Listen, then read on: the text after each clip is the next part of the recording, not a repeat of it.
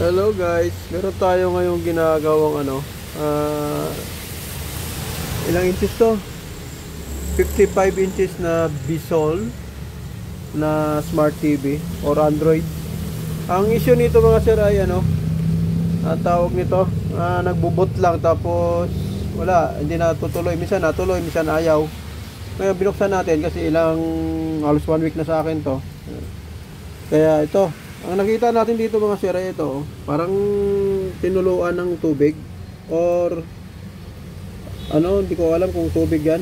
Yung marka na yan dalawa, saka to hanggang dito sa baba ayan, nag-crystallize na po mga sir So hindi ko alam kung tubig yan kasi may alaga raw siyang ibon Ayan So ayan, may mga ipot pa po kasi sa loob ng bahay lang po yung ibon niya.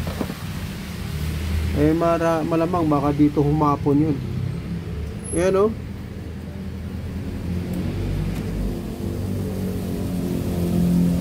So try natin bumbahan ng contact cleaner.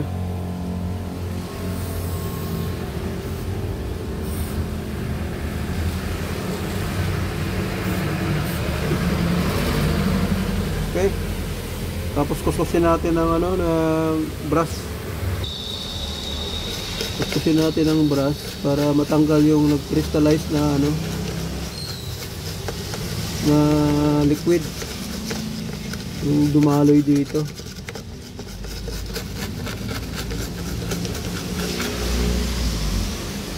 Okay. Parang nawala naman Parang natunaw nung ating contact cleaner. Ulitin natin. Tapos ating patutuyuin mga sir.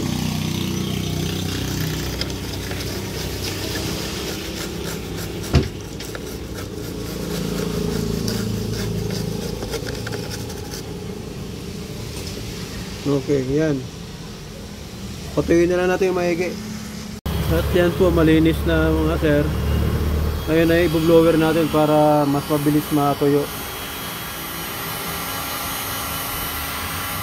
Sana ay mapaghanap pa natin itong board na to.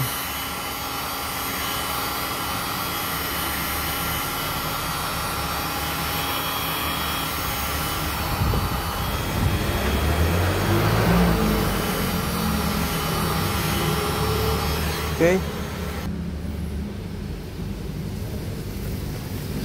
Pwede na natin isubok mga sir. Plug muna natin. Okay. So yan yung standby nya. Ito yung power. Ayun, nag-ilaw na siya mga sir. Subukan natin tingnan. Sana ay mag-success yung ating ginawa. Ayan sir Sana magkatuloy-tuloy itong kanyang hanggang sa pagbukas niya. Kasi dati magaganyan siya tapos wala na, hindi na matuloy. Okay, wait lang natin mga sir. Ayun, bumukas na mga sir. Haha, very good na. Ayun po yung ating kitang solusyon o nagawang solusyon mga sir. Good na ito. Yee! Thank you Lord.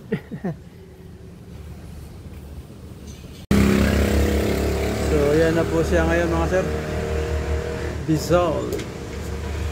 So wait na lang natin na mag-load.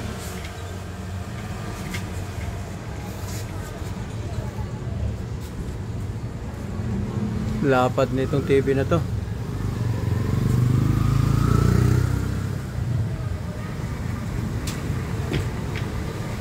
Okay.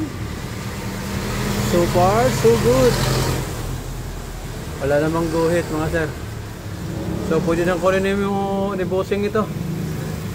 At ilang araw o linggo na rin sa akin siguro to. Mga 1 week mahigit.